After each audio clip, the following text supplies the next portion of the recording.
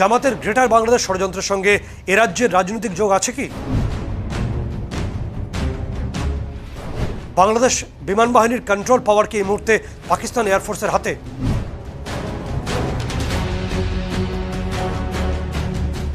Fighter jet কেনার জন্য ঢাকা কেন ইসলামাবাদকেই বেছে নিল?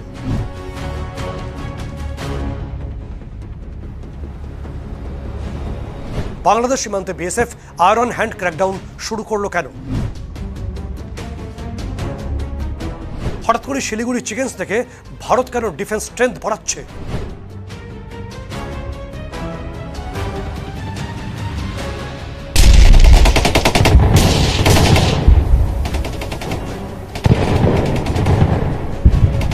পালাবদলের পরই শহর কলকাতায় কিভাবে এনআইএর জালে উঠে আসলো পাকিস্তানি গুপ্তচর?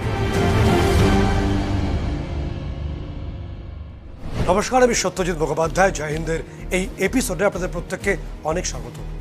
গত 14ই মে কর্তব্যরত পুলিশ অফিসারদের চোখ হট করে আটকে যায় একটি ইমেল।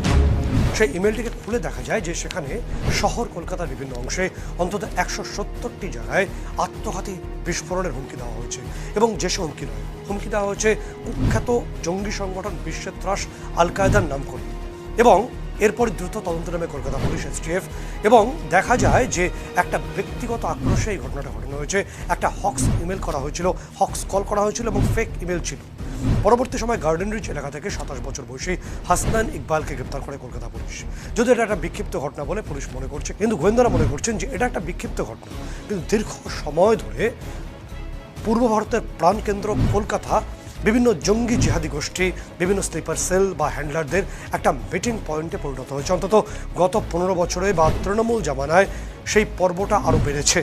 এবং এটা দেখা গেছে যে গত 15 বছরে বিভিন্ন যে জঙ্গি সংগঠন, তাদের স্লিপার সেল বা তাদের যে সাপোর্টার, তাদের গোপন বৈঠক, একাধিক বৈঠক এই শহর কলকাতার বিভিন্ন অংশে ঘটেছে। ঠিক যে কারণে বাংলাদেশের জামাতে ইসলামের সদস্যরা বারংবার দেখা গেছে যে তারা হুঁশিয়ারি দিয়েছে, তারা গ্রেটার বাংলাদেশের দাবি করেছে এবং হুঙ্কার দিয়েছে যে যে কোনো সময় তারা কলকাতাকে আক্রমণ করবে। এখানে একটা ইন্টেলিজেন্স রিপোর্ট আসছে। সেই রিপোর্টে বলা হচ্ছে যে বাংলাদেশের জামাতে ইসলামী বা সেখানকার মৌলবাদী সংগঠনগুলো মনে করে যে তারা যখন এপার বাংলায় প্রবেশ করবে বিভিন্ন সীমান্তের ফাঁক ফোকর বলে, এবং তারা এখানে আক্রমণ সংগঠিত করবে কলকাতা এবং সংলগ্ন অংশ রাজ্যের উপরে, তখন সেই অংশের নাম তারা দেবে গজবায়াতুল হিন্দ বা গজবায় হিন্দ, বহু প্রতীক্ষিত। এবং মৌলবাদী বা কট্টর মুসলিমদের এটা একেবারে সর্বাগ্রে প্রয়োজন, তারা মনে করে যে গজবায়াতুল হিন্দ তারা করেই ছাড়বে। মোদীকে ক্ষমতা থেকে নামিয়ে আমরা ভারতে ইসলামী পতাকা উদ্দিন করবো ইনশাআল্লাহ। না হলে বাংলাদেশের জনগণ সে গজওয়াতুল হিন্দের ডাক দিবে, ভারতকে স্বাধীন করে টুকরো টুকরো করে দেবে ইনশাআল্লাহ। এবং এই প্রক্রিয়াটা চালাতে গিয়ে জামাতে ইসলাম গত 15 বছর ধরে সীমান্তের বিভিন্ন যে ফাঁক ফোকর আছে সেই অংশগুলোকে ব্যবহার করে অনুপ্রবেশকে বজায় রেখেছিল। এবং জামাতে ইসলাম এটাও মনে করে যখন তারা এই গজবায়াতুল হিন্দ সংগঠিত করবে, তারা এপার বাংলা আক্রমণ চালাবে, তখন এপার বাংলায় ঘাঁটি গেড়ে বসে থাকা তাদের সদস্য সমর্থকরা তাদের সম্পর্কে পজিটিভ মনোভাব পোষণ করে, তারা তাদের সমর্থন করবে সর্বাগ্রে। এই মনোভাব থেকেই যাবতীয়টা সংগঠিত হচ্ছে। এবং শহর কলকাতাকে ঘিরে এই জঙ্গি করিডোরকে অক্ষুণ্ণ রাখতে আপনারা দেখবেন যে নির্বাচনে পরাজিত হওয়ার পরও মমতা বন্দ্যোপাধ্যায়কে মুখ্যমন্ত্রী পদে ফের পুনর্বহাল করার দাবিতে এই মুহূর্তে যখন আমরা এপিসোড শুট করছি, সেই সময় বাংলাদেশ সংলগ্ন ঢাকা এবং বিভিন্ন অংশে খেলাফতে মজলিস সহ বিভিন্ন মৌলবাদী সংগঠন তারা রাস্তায় রয়েছে। তারা চায় যে ফের রাজ্যের মসনদে বসুন মমতা বন্দ্যোপাধ্যায়। কেন চান, কেন তারা মুখ্যমন্ত্রী হিসেবে ফের মমতা বন্দ্যোপাধ্যায় দেখতে চাইছেন, তার মধ্যে অনেক জটিল অঙ্ক নিশ্চিতভাবে তো আছে, যেটা আমাদের ন্যাশনাল সিকিউরিটি অবজারভারদের চোখে বারংবার ধরা পড়েছে। জয় হিন্দের এই এপিসোড থেকে শুধুমাত্র আমি বলছি না, গত 15 বছরে মমতা বন্দ্যোপাধ্যায়ের আমলে এই শহর কলকাতা যে কার্যত জঙ্গি জামাতদের স্বর্গরাজ্যে পরিণত হয়েছিল, তাদের মিটিং পয়েন্টে পরিণত হয়েছিল, তার হাতে কোনো প্রমাণ আবার মিলল। কারণ সম্প্রতি এনআইএর হাতে গ্রেপ্তার হয়েছে এই শহরের বাসিন্দা জাফর রিয়াজ। জাফর রিয়াজের কাজ কী ছিল? এই জাফর রিয়াজ মূলত আমাদের দেশের গোপন তথ্য বা আমাদের ন্যাশনাল সিকিউরিটির বিভিন্ন দিক সম্পর্কে যে সিক্রেট ইনফরমেশন, তা তিনি পাচার করছিলেন পাক গুপ্তচর সংস্থা আইএসআইকে। এবং দীর্ঘ সময় ধরে চলছিল, গোয়েন্দা তাকে ট্র্যাক করে এবং তথ্য বলছে দিল্লিতে পাক এম্বাসির যারা ডিপ্লোম্যাটিক কভারে থাকা এজেন্টরা রয়েছে তাদের কাছে এই জাফর রিয়াজ এত বড় ক্যাচ ছিল যে তার কোড নেম পর্যন্ত দেওয়া হয়েছিল। এবং তার কোড নেম ছিল রিজভি। এখন এনআইএর গোয়েন্দারা যারা দেখছেন যে এই রাজ্যের কোনো রাজনৈতিক মহলের যোগ আছে কিনা সেটাও খতিয়ে দেখা হচ্ছে। এরপর পালাবদলে বিজেপি সরকার ক্ষমতায় আসার পরই কার্যত সীমান্ত সিল করার প্রক্রিয়া শুরু হয়েছে। গোয়েন্দা রিপোর্ট এটাকে সাধুবাদ জানিয়েছে, কিন্তু এটাও বলছে যে জল অনেকটা গড়িয়ে গেছে, সময় অনেকটা অতিবাহিত হয়ে গেছে। কারণ পূর্ব সীমান্তে পাকিস্তান এবং জামাত তারা হাত ধরে অনেকটা এগিয়ে গেছে। ভারতের বিরুদ্ধে একটা জমি তারা তৈরি করেছে এই পূর্ব সীমান্ত জুড়ে, এবং বিভিন্ন ইন্টেলিজেন্স রিপোর্ট যা আমরা জানতে পারছি এখনো পর্যন্ত, তাতে একটা বিপজ্জনক পরিস্থিতি তৈরি হয়েছে। কারণ বাংলাদেশ বিমান বাহিনীর নিয়ন্ত্রণ কার্যত পাকিস্তান এয়ারফোর্সের হাতে এই মুহূর্তে চলে গেছে বলে একটা বড় অংশ মনে করছে। কিভাবে গেছে সেই ব্যাখ্যা আমি আপনাদের দিচ্ছি। তার আগে এটা বলে রাখার প্রয়োজন যে আরও একটা বড় গেম খেলে ফেলেছে ইউএসের যে ইন্টেলিজেন্স সংস্থা রয়েছে সিআইএ। তাদের নির্দেশেই কার্যত এখন বিভিন্ন অংশে বিভিন্ন অপারেশন হচ্ছে, এবং ইতিমধ্যে আরও একটা গোপন রিপোর্ট আমরা জানতে পারছি। সেই রিপোর্ট অনুসারে আমেরিকা এবং বাংলাদেশের মধ্যে একটা চুক্তি সম্পাদিত হতে যাচ্ছে। এই চুক্তিটার অফিসিয়াল নাম হলো এগ্রিমেন্ট অন রেসিপ্রোকাল ট্রেড বা এআরটি। এই এগ্রিমেন্ট অন রেসিপ্রোকাল ট্রেডের মাধ্যমে এখন থেকে যদি সম্পাদিত হয়, সেটা ধরে নেওয়া যায় যে হবে, তাহলে এখন থেকে আমেরিকার যে আর্ম ফোর্স, তাদের নেভিশিল বা তাদের যে এয়ারবোর্ন অর্থাৎ এয়ারফোর্স, তারা তাদের যে লজিস্টিক হাব বা লজিস্টিক ফ্যাসিলিটি পুরোটাই পূর্ব সীমান্তে বাংলাদেশের মাটিকে তারা ব্যবহার করতে পারবে। বাংলাদেশের বিভিন্ন এয়ারবেস, এয়ারপোর্ট বা পোর্টকে তারা ব্যবহার করে তারা এই গোটা প্রক্রিয়াটা করতে পারবে, যেটা অবশ্যই পূর্ব সীমান্তে আমাদের জন্য একটা বড় অশনি সংকেত তৈরি করছে না? অনেকে সেই প্রশ্ন তুলতে শুরু করেছে। এবার প্রশ্ন, সিআইএ কি করছে? সিআইএর নির্দেশে ভারত বাংলাদেশ অর্থাৎ আমাদের পূর্ব সীমান্তে ভীষণভাবে অ্যাক্টিভ হয়েছে পাকিস্তান আর্মি এবং তাদের কুখ্যাত গোয়েন্দা সংস্থা আইএসআই, এবং পূর্ব সীমান্তের বিভিন্ন অংশে তারা মডিউল রেডি করছে বলে বিভিন্ন গোয়েন্দা রিপোর্ট আমাদের কনফার্ম করছে। এখনও পর্যন্ত তথ্য আমরা পাচ্ছি, তার ভিত্তিতে যে ছবিটা উঠে আসছে তা হলো বাংলাদেশের প্রধানমন্ত্রী তারেক রহমান, তিনি চীন সফর সেরে দেশে ফিরলেই পাকিস্তানের প্রধানমন্ত্রী শেহবাজ শরীফ এবং সে দেশের সেনা প্রধান আসিম মুনির তারা 3 দিনের সফরে তারা বাংলাদেশে যেতে পারেন, এই সম্ভাবনা তৈরি হয়েছে। এটা প্রস্তাবিত সফর, এবং এই সফরে গিয়ে যেটা হতে পারে ভীষণ গুরুত্বপূর্ণ এবং দক্ষিণ পূর্ব এশিয়ার ক্ষেত্রে অত্যন্ত অশনি সংকেত তৈরি করতে পারে, তা হলো তারা দুটো বড় চুক্তি করতে চাইবে বাংলাদেশের সঙ্গে। প্রথম চুক্তি হলো বাংলাদেশের যাবতীয় যে অর্ডিন্যান্স ফ্যাক্টরিগুলো আছে তার নিয়ন্ত্রণ বকলমে পাকিস্তান নিজের হাতে নিতে চাইবে সিআইএর নির্দেশে। দ্বিতীয়ত, বাংলাদেশ যে সেনাবাহিনী তার যে কনফিডেন্সিয়াল হার্ডওয়্যার সিস্টেম আছে সেটাকেও নিয়ন্ত্রণ করতে চাইছে পাকিস্তান সেনা। ফলে এই দুটি ক্ষেত্রই ভীষণভাবে অ্যালার্মিং ভারতের জন্য। তবে এই খবর বা তথ্য সামনে আসার পরেই ঢাকায় স্থিত পাক যে এম্বাসি রয়েছে তারা জানিয়েছে বিষয়টি এখনও প্রস্তাব আকারে আছে, এখনও পর্যন্ত কোনো চূড়ান্ত সিদ্ধান্ত হয়নি। চূড়ান্ত সিদ্ধান্ত হয়ে যাবে সেই ছবি আমরা নিশ্চয়ই জানতে পারবো। তার আগে যেটা গুরুত্বপূর্ণ বিষয়, যে ছবিটা ভীষণ গুরুত্বপূর্ণ, আমি কিছু আগে বলছিলাম যে বাংলাদেশ বায়ুসেনা কার্যত তার নিয়ন্ত্রণ খুঁয়ে দিয়েছে পাকিস্তান এয়ারফোর্সের কাছে। কেন বলছিলাম? তার কারণ হলো পাকিস্তান এয়ারফোর্সের air vice marshal Aurangzeb Ahmed, তিনি এই মে মাসে তিনি বাংলাদেশ সফরে গেছিলেন। সেখানে গিয়ে তিনি ঠাকুরগাঁও থেকে শুরু করে লালমনিরহাট একাধিক অংশে তিনি অত্যন্ত গোপনে পরিদর্শন করেন এবং সংবেদনশীল অংশগুলো, সেন্সিটিভ এরিয়াগুলোকে তিনি চিহ্নিত করেছেন ইতিমধ্যেই। শুধু সেখানে তিনি থেমে থাকেননি, তিনি একটা অনুষ্ঠানও কমিউনিকেট করেছিলেন। অনুষ্ঠানটির নাম ছিল এয়ার স্টাফ স্টকস, একদমই। এবং এখানে বাংলাদেশ বায়ুসেনার সঙ্গে পাকিস্তান এয়ারফোর্সের আধিকারিকদের একটা মিটিং তিনি করেন।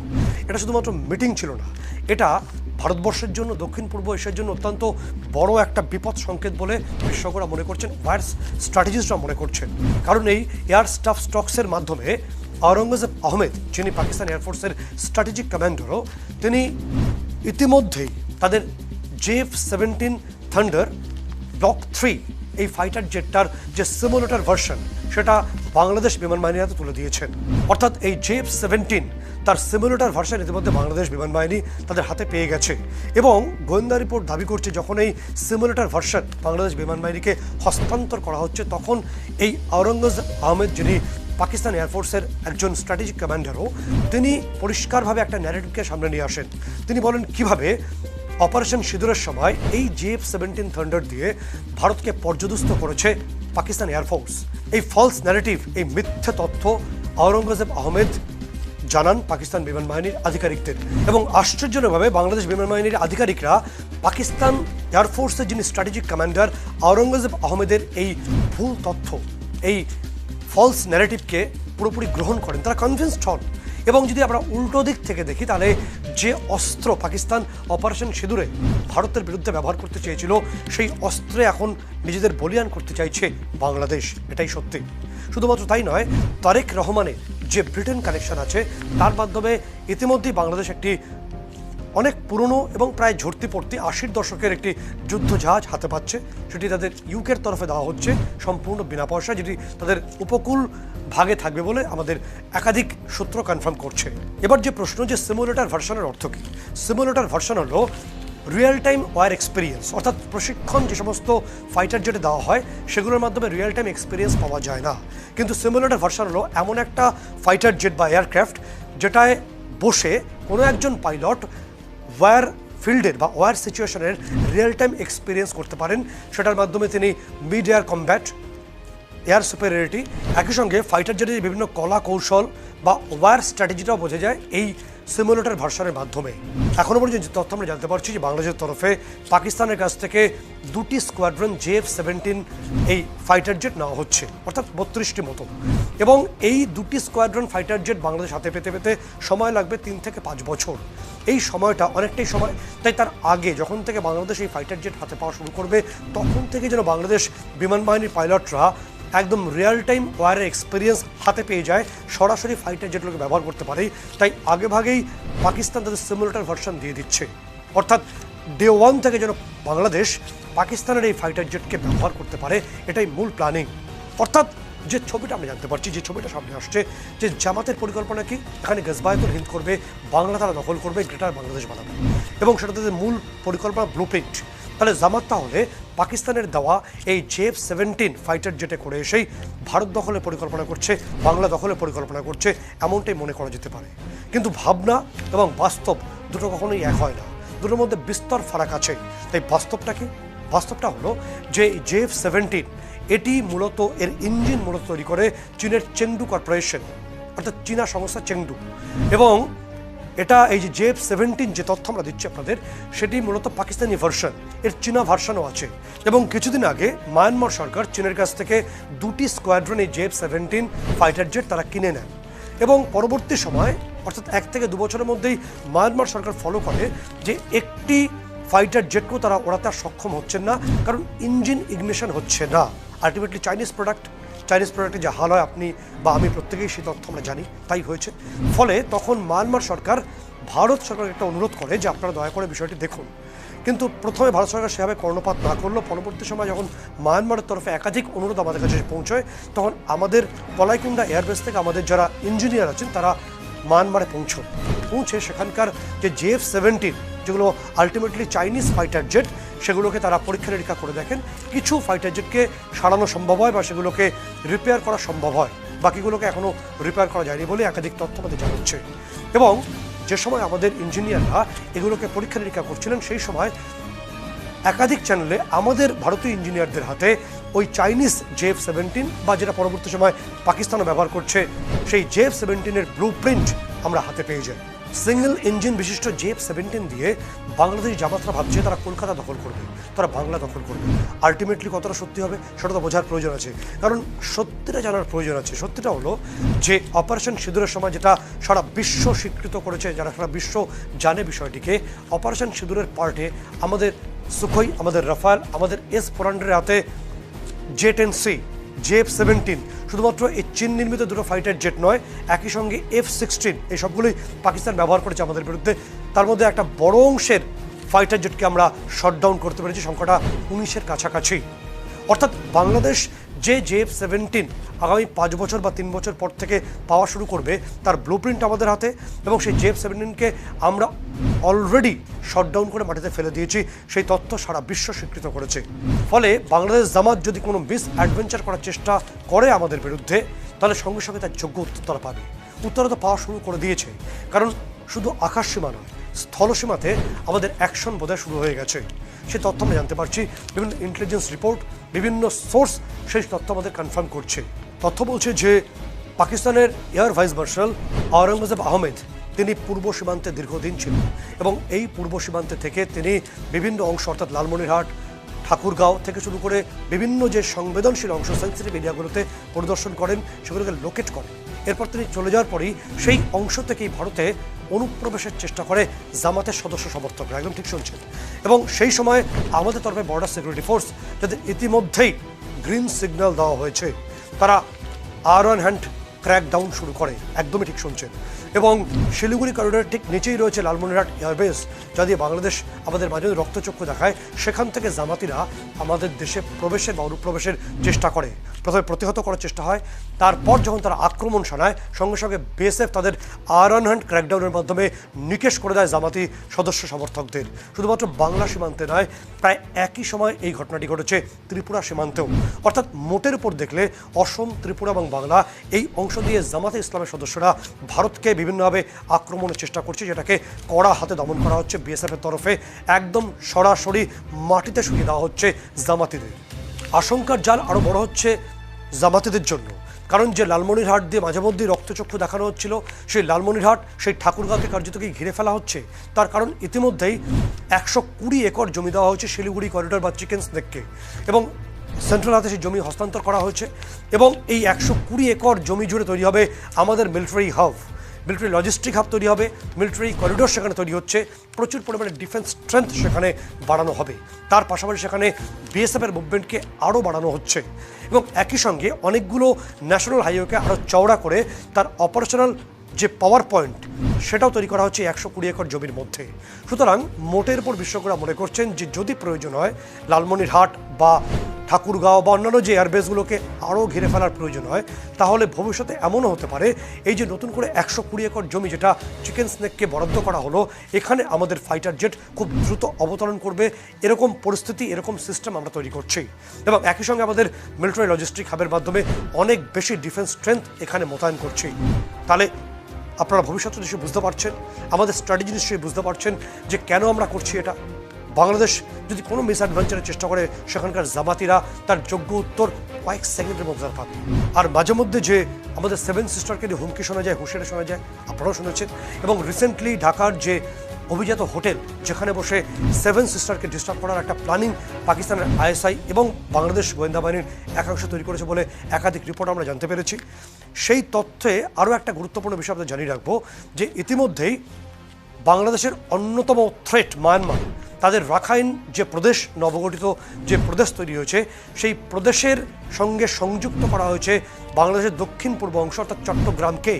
একদমই তাই, ঠিক শুনছেন। এবং সেখানকার অন্যতম নেতা ভ্যান ইউ কুন্দলা তার ভেরিফাইড পেজে এই চট্টগ্রামকে নিয়ে এই বৃহৎ রাখাইন প্রদেশের ব্যাপ্তি এখন সারা বিশ্বের কাছে রাখা হয়েছে।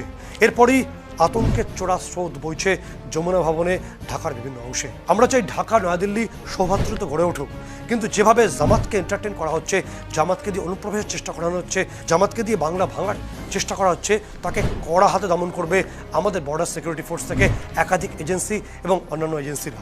আরও একটা গুরুত্বপূর্ণ ইনফরমেশন আপনাদের জানিয়ে রাখি। ইনফরমেশনটি হলো 9 মে যখন আমাদের বাংলায় শপথ গ্রহণ চলছে, সেই সময় রাশিয়ার দুটি বিগ কার্গো প্লেন সেটা কলকাতা বিমানবন্দরে অবতরণ করে। এবং সেই কার্গো ফ্লাইটের পেটে কী এসেছিল জানেন? তার পেটে এসেছিল ভারতবর্ষের 5ম S-400 ইউনিটটি। এবং সেটি যে তথ্য আমরা জানতে পারছি, বিভিন্ন সোর্স আমাদের কনফার্ম করছে, শহর কলকাতার একটি অংশে সেটাকে অ্যাসেম্বল করা হচ্ছে। করার পর সেটাকে মোতায়েন করা হবে ভারতের শত্রু দেশের সীমান্তে, পূর্ব সীমান্তে। অর্থাৎ একটি S-400 পাকিস্তানকে ছিন্ন বিচ্ছিন্ন করে দিয়েছে, আমাদের সুদর্শন চক্রের মাধ্যমে ছিন্ন বিচ্ছিন্ন হচ্ছে পাকিস্তান। অলরেডি আমাদের শিলিগুড়িতে S-400 আছে, তার পাশাপাশি আরও একটিকে ইনস্টল করছি আমরা আমাদের পূর্ব সীমান্তে। ফলে দুটি সুদর্শন চক্রে ছিন্ন বিচ্ছিন্ন হবে আমাদের শত্রু দেশ এখন থেকে। সেই পরিস্থিতি, সেই পরিবেশ আমরা তৈরি করছি। আপনাদের জানি রাখবো যে সিআইএ শুধুমাত্র আইএসআইকে না, পাকিস্তানকে না, সিআইএ ইউরোপিয়ান ইউনিয়ন বা ন্যাটো গোষ্ঠীভুক্ত দেশগুলোকে ব্যবহার করতে চাইছে ভারতের বিরুদ্ধে। একদমই ঠিক শুনছেন। যে কারণে সিআইএর তরফে পূর্ব সীমান্তে ন্যাটো গোষ্ঠীভুক্ত দেশ ইউকে সহ একাধিক দেশকে ব্যবহার করার প্রক্রিয়া শুরু হয়েছে। পাল্টাচার ভারতও দিয়েছে। আমাদের তরফে প্রধানমন্ত্রী নরেন্দ্র মোদী সম্প্রতি নর্ডিক ভুক্ত দেশে তিনি সফরে গেছিলেন, এবং এই নর্ডিক দেশ যেমন আয়ারল্যান্ড, সুইডেন বা ডেনমার্কের মতো দেশে তিনি সফর করেন। এবং সেই সফর চলাকালীন সেখানকার দেশগুলো অর্থাৎ নর্ডিক মঞ্চের দেশগুলো যেমন ডেনমার্ক ইতিমধ্যেই ভারতবর্ষকে সুপার পাওয়ার বলে ঘোষণা করে দিয়েছে। অর্থাৎ ভারতবর্ষকে ঠেকিয়ে রাখার জায়গা বোধহয় আর আমেরিকার হাতে নেই। এবং একই সঙ্গে এই নর্ডিকভুক্ত দেশগুলো বা নর্ডিক মঞ্চের দেশগুলো, তার পাশাপাশি ন্যাটো মঞ্চের দেশগুলো ভারতকে ইতিমধ্যে তাদের গার্জিয়ান বলে মানতে শুরু করেছে বলে একাধিক আন্তর্জাতিক মঞ্চ থেকে আমরা জানতে পারছি। এবং তার পাশাপাশি ভীষণ গুরুত্বপূর্ণ তা হলো যে ভারতকে সামনের সারিতে রেখে একাধিক দেশ যেমন সুইডেন, ডেনমার্ক সহ বাকি দেশগুলো তারা ন্যাটোর মঞ্চ ছাড়তে রাজি, আমেরিকাকে বুড়ো আঙুল দেখি। ফলে আমেরিকার রাতের ঘুম কি উঠবে এরপরে, যে তাদের কার্যত অন্ধকারে দেখেই ভারত কিভাবে দাবার চাল চেলে দিয়েছে। তাই আজকের ভারত জানে নিজেকে কি করে সুরক্ষিত করতে হয় এবং সীমান্তে জামাতি এবং পাকিস্তানিদের কীভাবে সাহায্য করতে হয় সেটাও জানে আজকের ভারত। আরও গুরুত্বপূর্ণ, রেলিভেন্ট এবং অথেন্টিক ইনফরমেশন নিয়ে ফিরছি পরবর্তী এপিসোডে। ততক্ষণ পর্যন্ত আপনাদের সকলকেই জয় হিন্দ।